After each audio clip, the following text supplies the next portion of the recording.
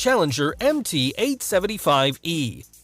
It was the world's first rubber track farm tractor and was manufactured in the United States. It measures 22 feet or 6.7 meters in length and has a weight of 19.3 tons. It has an engine with 600 horsepower and can reach a maximum speed of 25 miles or 40 kilometers per hour. It provides higher traction performance compared to traditional four-wheel tractors.